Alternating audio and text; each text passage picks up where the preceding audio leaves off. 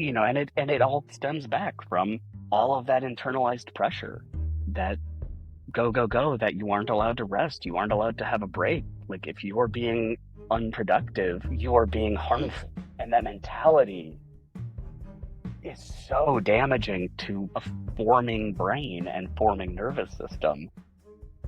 Hey, I'm Sheena Brevig, and welcome to Sib as a Human, the podcast where we explore the beautiful, messy, and complex experience of what it's like to be a sib or a sibling to someone with disabilities. Today's guest is Andrew Perez, who is a dear friend, and we met in the sib spaces a handful of years ago. And we also both are a part of a virtual group called the Sibs of Color. And we've related a lot on the different elements of what it's like to be a sib, what it's like to be the eldest child, what it's like to be a sib of color, and how culture impacts the way we move through the world as well. But in today's conversation, we talk a lot about mental health, especially mental health for men and Andrew's experience. We talk about the fact that he relates to this idea of being an eldest daughter because of his family and his family dynamics. Andrew Joseph Perez is an actor, audiobook narrator, and self-acclaimed jack of all trades. Andrew is a sibling to his younger brother who has a variety of diagnoses and is a wheelchair user. Andrew describes being his brother's advocate since the age of 5, and Andrew learned how to read tarot cards after first learning how to read I Ching and Norse root. Before I introduce Andrew, a quick content warning. This conversation touches on suicidal ideation and a brief mention of the impact of parental addiction and abuse. Please take care of yourself if these are sensitive topics for you, and if you need mental health support, call or text 988 to reach Lifeline. I hope you all enjoy this conversation as much as I did. I'm super stoked. Thank you so much for doing this with me. Thank you for having me on. I'm excited to be here. You and I have known each other for several years now and met through the SIB spaces and the SIB circles. I know that for myself, I have appreciated your engagement and your presence in those spaces because they are very saturated with female identifying folks. And I think we want to talk a little bit about your experience of that as well. Would love to actually have you introduce a little bit of who you are and how your SIB identity was something that you recognized was impacting your life and how you move through the world. Absolutely. So my brother is 5 years younger than I am. You asked the question, how has my sibling relationship and that dynamic affected my life and how it's impacted relationships, etc. And as I was sitting here with that question, the thing that kept coming to mind was the list of ways it hasn't is way shorter, because that list is almost non-existent. Like there's no arena, there's no space that my identity as a sib, as my brother's care provider, as his older brother and third parent, however you want to put it, there's nowhere in my life that has not had an impact. Spent a lot of time not having the tools to integrate that in a very healthy way, and it's really only been in the past few years that has started to shift, which has been fantastic. But yeah, from friendships to professional settings to romantic relationships to how I get on with my family to what movies I will or won't go see. Yeah. It impacts everything. I just met someone who didn't know the term SIB until I had told her about this podcast and what I was working on. And she was like, I'm a SIB. And it brought tears up. And she was like, I didn't even realize that this was an identity that needed looking at and tending to. But now that you've mentioned it, it's like, of course it is. You said you have been integrating your SIB identity more into who you are, and you now have the tools to do that. And I think you and I met at a time where we both were kind of learning that stuff for the first time. And it was so hard. It was hard to recognize it because when it's the waters you swim in, you're like, well, what do you mean there's another way to be? Do you remember how you kind of started realizing maybe this isn't just my personality? Maybe there's trauma under this. Maybe there's, other ways of moving through the world that I want to look at. Yeah, it's been a hell of a transition. I had really bad luck with therapists for a lot of years. There's a few anecdotes that always come up when I'm thinking about stuff like this. So I remember going to, therapists as early as probably 8 or 9 years old, and my frustration with them And this continued on into adulthood and really until the last few years when I have found heavier duty therapeutic approaches and modalities. But, I mean, I remember being like 8 or 9 years old and just was just made of rage. And I go to this therapist and she's got like the dollhouse set up and like, show me like what the family is like at home. I'm like, this is fucking stupid. I'm 9 and I want a cigarette. Like, lady, come on. I had such consistent bad luck with therapists for so long. And then fast forward to really the last like 10 or 12 years, as I got into a more consistent therapy practice with a therapist who actually like listened, like straight up listened. And I graduated, I kind of graduated myself out of working with her when I was bringing more reading suggestions to her than she was to me. And I was like, okay, I think I have graduated from you as my therapist. Right. I have not graduated therapy. Boy, 2015 me wanted to get a diploma from therapy so bad and just could not wrap my head around that that's just not a thing and was so mad that it wasn't a thing. But yeah, in the last few years, it's really started to gel a lot more as I have found these more, like I said, more intense modalities that are able to really crack through going, no, no, no, this water is not the only water that exists to swim in. You can swim in better water.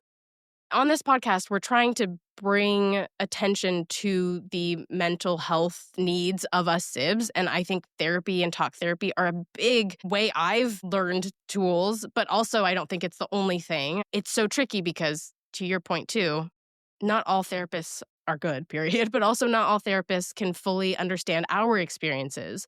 Did you notice something that was different about the therapists that seemed to get it? Yeah, I was working with this particular therapist for a number of years until, like I said, I was the one coming in with, okay, so I finished that book that you suggested. It prompted me to go pick up these three. Are you familiar with this technique? And she's like, what are you talking about? I'm like, okay, but I started working with a life coach, and this particular guy, he just really listened, and he listened on a level that I wasn't familiar with. I had not encountered somebody who would catch these little tells that nobody else had caught and would drill down into, no, no, no, let's explore this thing that you just said because you tried to dismiss it, and I don't think it's something that should be dismissed. And we'd get into whatever that thing was for the day. Inevitably, I'd be like, oh my God, this, like, yeah. And so much of it came back to family of origin trauma, came back to sib guilt, came back to childhood abuse and neglect. And a lot of the, what do you mean my experience is not common? I've spent my entire life in this mentality of stop othering my brother, stop othering my family. We are just as worthy of human dignity and resources as anyone else. When you are raised in that environment and in that mentality, it's very easy, like you said, to not even notice the water you're swimming in.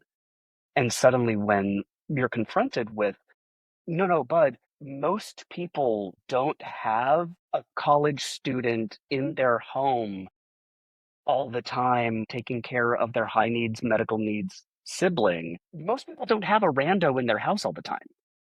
Like that's not regular. Right, right, right. Most people don't get kicked in the head every day. That's not regular. And that's going to have Right. an impact on your development as a person trying to exist in society that is going to have far-reaching repercussions that if that is your baseline, well, this is just Tuesday, that's going to really impact how you experience the world. And when I worked with this particular life coach, the way I've often described it was I had been working with my therapist building the car, and then he showed up and just had the key, and suddenly I was able to start the thing. Like I had to build a car to begin with because I didn't have a car. I had a bunch of crap in a field. And the therapist and I were able to put together this car, but she didn't have the tools to build the key that would just start the ignition. And he was Right, able to come in and go, okay, you got a car. I can work with this. right. I know how to build a key. And he came in and just, it was that little nudge that I needed to start really recognizing all of these patterns and their source and how I could start deconstructing and reprogramming and rewiring a lot of what I had been raised to believe was just regular. I love this metaphor. What does the car represent? I love that question. I have never actually thought about this, and it is spurring a very clear image in my head very immediately. Paint the picture for us. I was raised with absolutely no understanding that this was happening, but I was raised with the expectation that I need to become the ultimate minivan, stocked with every possible supply for every possible catastrophe and every possible boo boo and ouchie along the way. If I am lacking the bacitracin or the right band aids, I have failed. So that car needs to be functional. It needs to be utilitarian. It doesn't fucking matter what it looks like. It doesn't matter how it drives. It just has to work and carry all of the supplies for everyone else. If I'm left out, that's fine. But everybody else has to be taken care of. As long as the car is stocked for everybody else, that is all that matters. And in these last couple of years, I've been able to recognize that that is how I was brought up. And to your point, I think in the last couple of years, I've really been able to go, wait, what kind of car do I want to drive? Like, what kind of car does Yes. Andrew want that's not Right. the fully stocked minivan with all the band-aids? Practical. Yeah. Like, could Andrew drive like a Honda? Maybe like a Ooh. Fiat if we're getting really crazy? I was going to say a Honda Civic is the most Sib answer ever. Just give me the practical. Literally drove a 2005 Honda Civic until I ran it into the ground this year. She was named the Relentless. She had 300K on her. Heck yeah. That question of what do I want is something that like I didn't even know I didn't know how to answer for so long. That piece of like, hey, is this even the car I want to be driving? No. And also, like, sometimes there isn't even room for me in the car. Like, oh, that hits such a tender spot for me because we heard a lot of the sibs who responded to our survey relate to this feeling of like isolation and loneliness and kind of being like like outside of the family. It's like we're always taking care of everyone else, and then suddenly you turn around and you're like, wait, but what about me? Yeah, I haven't thought about this in a minute, but literally when we would go on family vacations, we would bring a care provider with us.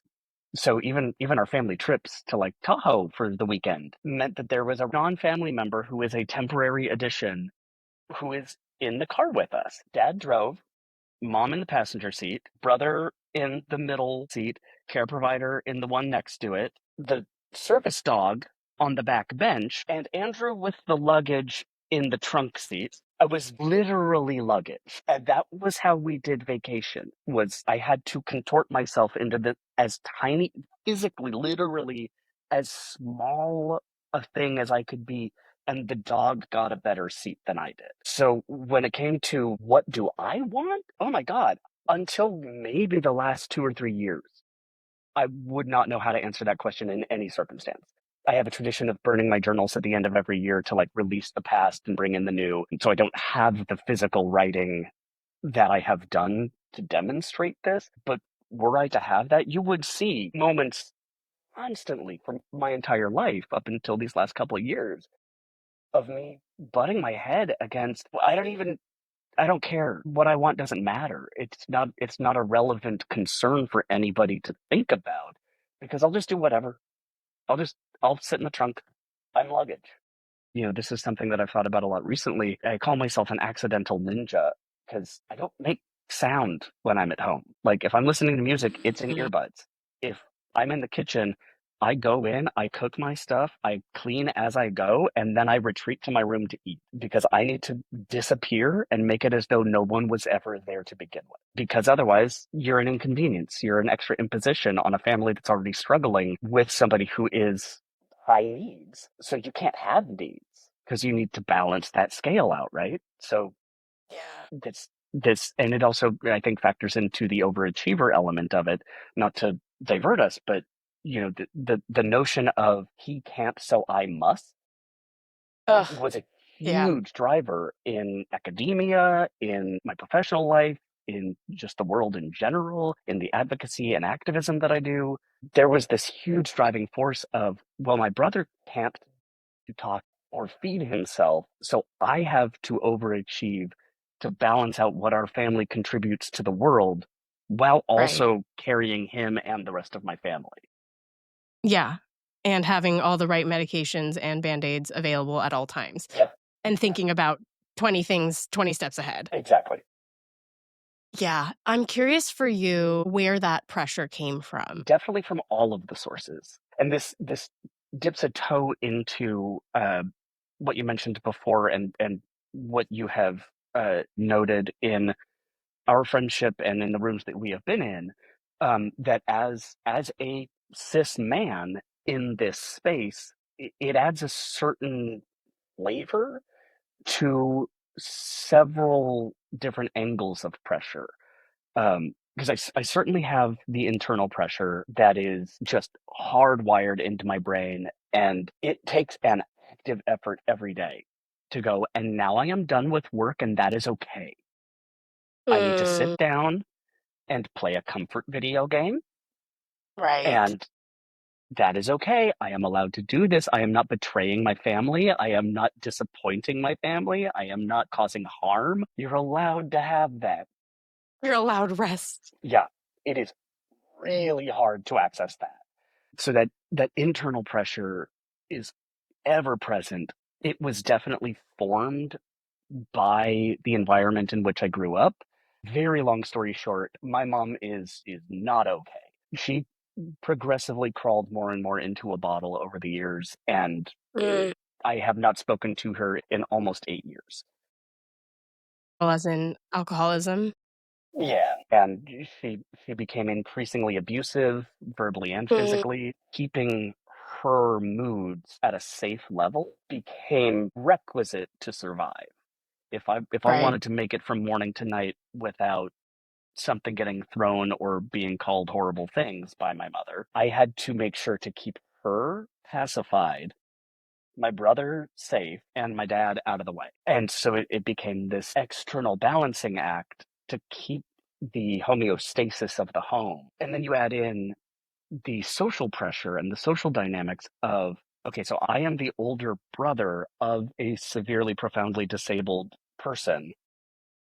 We don't have an eldest daughter. So I became the eldest daughter. Recently, when that term has really started to like pick up some steam, and I've been in these rooms with you and with the Sibs of Color and with a lot of other rooms that I've been in recently, I have more and more let myself identify as an eldest daughter. I love And that.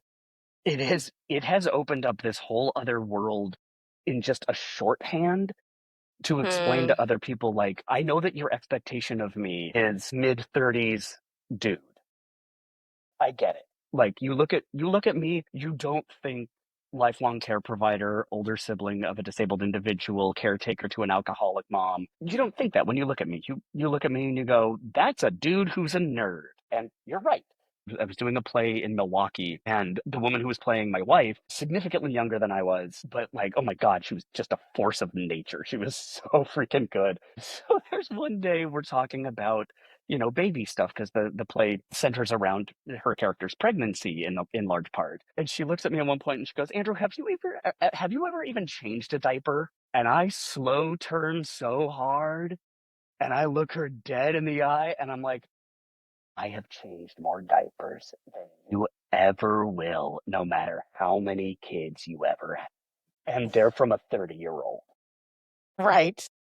Like, just the expectation, the assumption of what I must be because I am a cis man. And the subversion of that in the reality of the expectations and needs of the actual situation. I think I was born very empathetic, regardless of my brother, but especially being raised as a parentified child who automatically had to empathize on a different level than most people, let alone most other guys. It put me in a really weird space where the social pressure that got internalized was this mix of second, third wave feminism through a lens of intersectionality with disability and racism that, like, nobody wants to hear about while they're watching the Seahawks play. Nobody wants to talk about that. So I'm a bummer when there's a bunch of dudes around. I'm like, The guys don't I don't want to get know. together and talk about that? I know it's weird.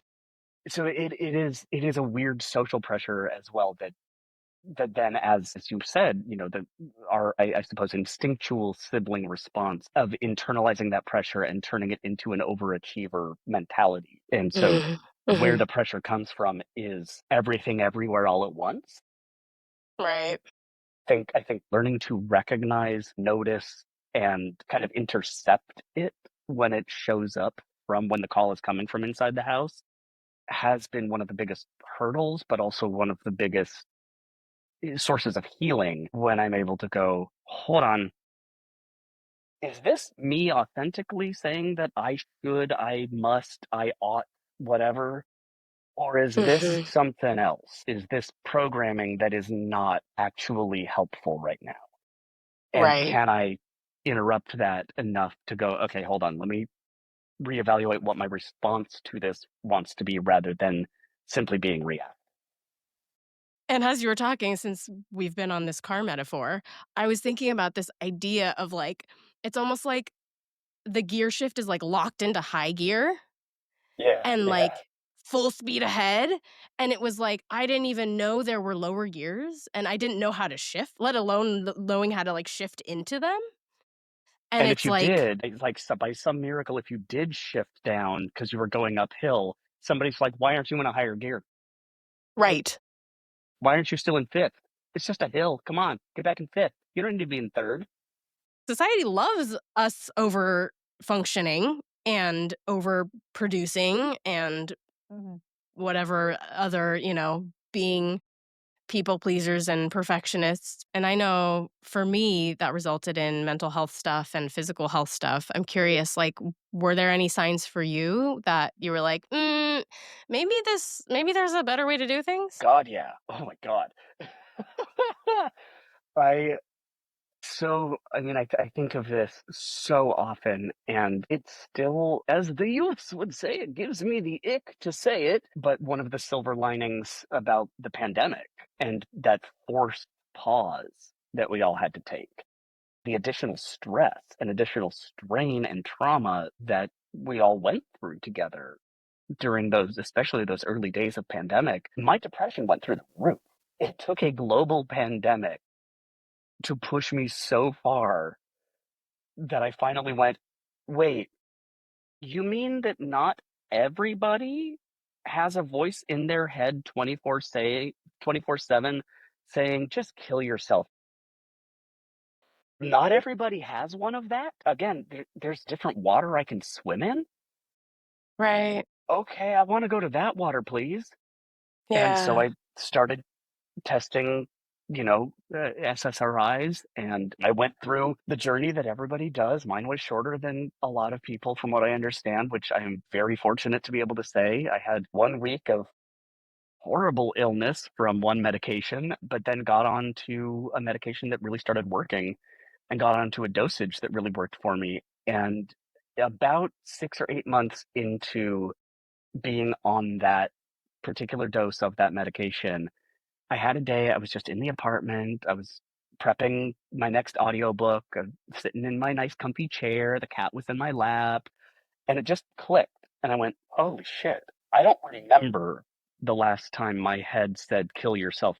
That was on loop all day, all night, every day, 24/7 for as long as I could remember, certainly since my teenage years. That was always there. Wow. And genuinely, the sense of obligation to my family and my brother's care is probably the only thing that kept me from doing something about it.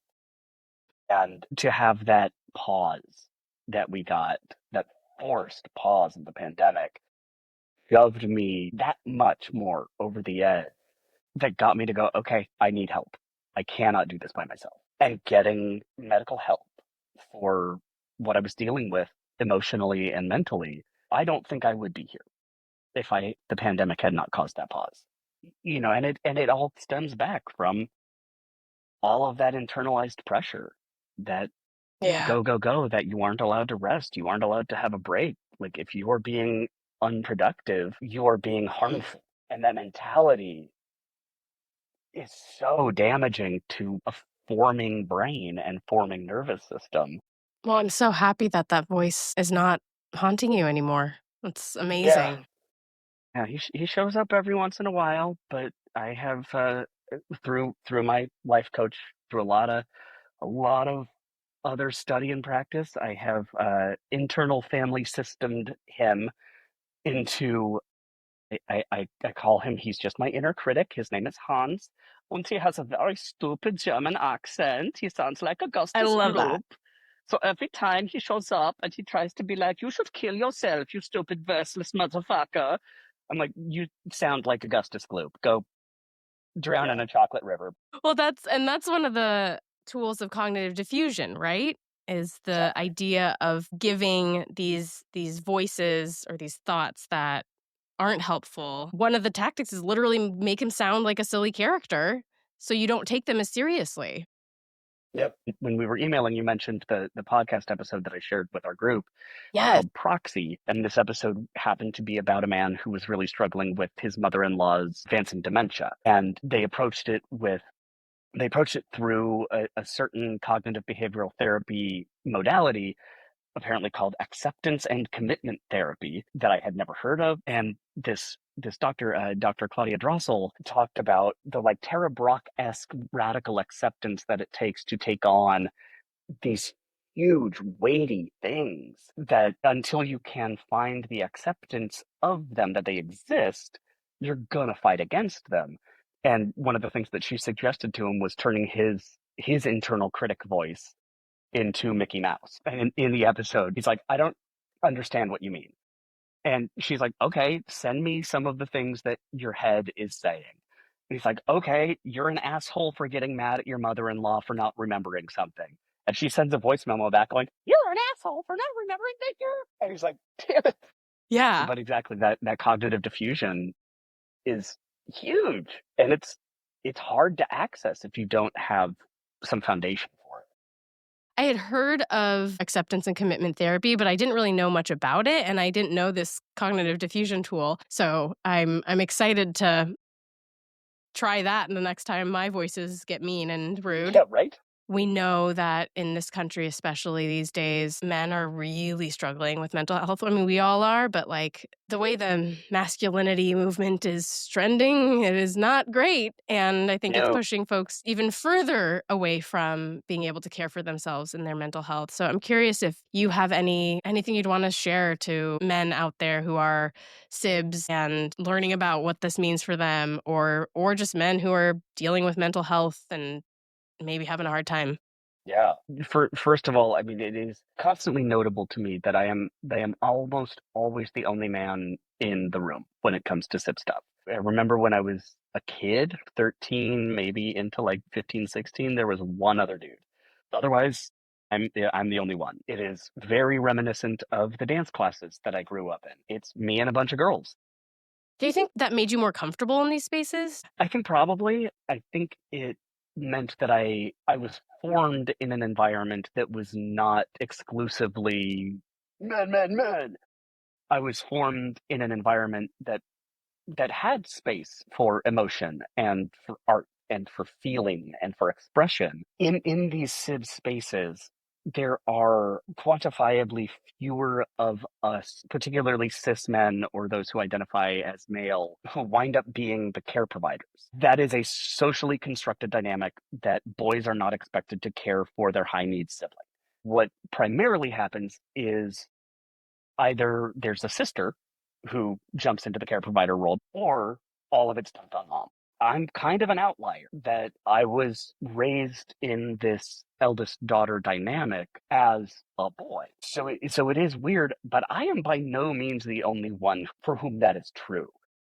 And so if this particular arena has you feeling like you are alone, there are others of us out there, and the more that we hide, the harder it will continue to be to find community and find solidarity. And that community and solidarity is absolutely vital to not just our well being, but our survival.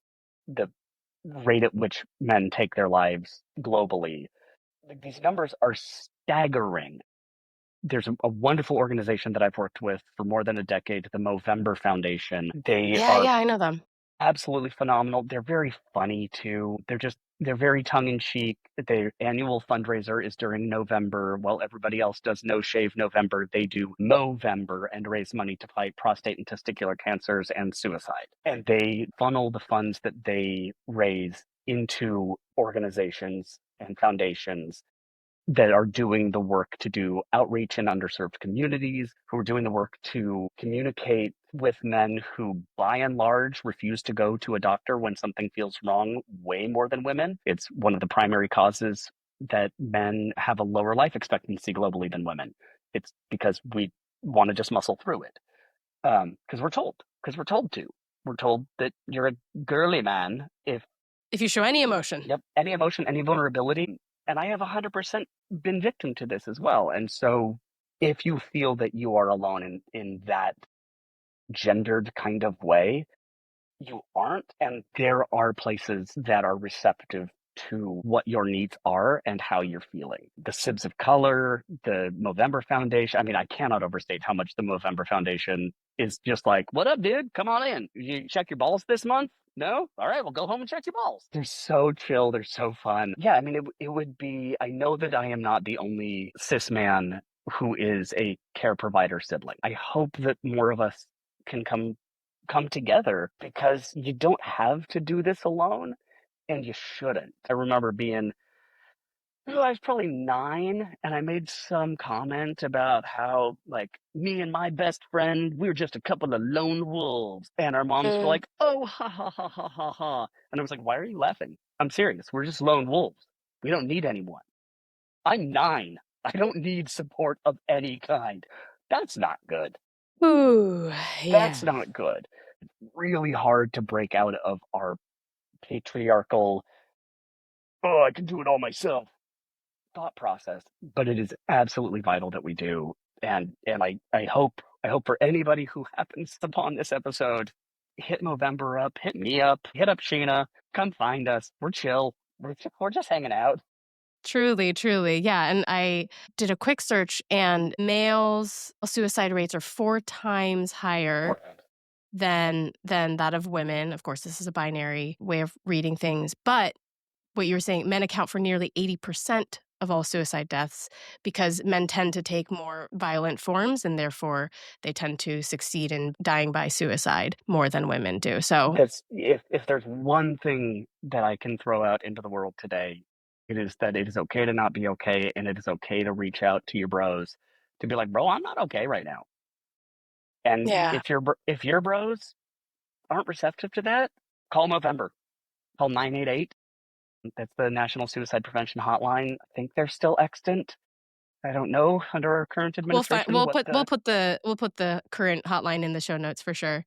But yes, reach out to any of us. You're not alone. Definitely not alone. In that podcast, Dr. Dressel was saying that when caregivers aren't taking care of themselves and when they're giving so much, that then the quality of care goes down because the caregivers are so burnt out and exhausted. If we sibs could really take care of ourselves, not only would we be able to care for others in healthier and better ways, we probably would be able to do really cool things too, Yeah. whatever that means, right? Andrew, this was amazing. As always, I could talk to you about anything and everything. I'm so grateful for your presence in the sib sphere because we need it desperately. We need more sib men to join because, like you said, it can be a really lonely space. It can be a really lonely identity to grapple with, and you're not alone.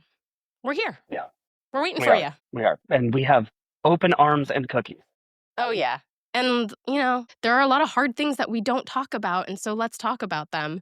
But, we're gonna laugh along the way, because ultimately, you gotta laugh through the shit. You have to. You have to find the funny. It's if you can't look back on that time that the poop was so much in the restaurant, you gotta look back at it and go, yeah.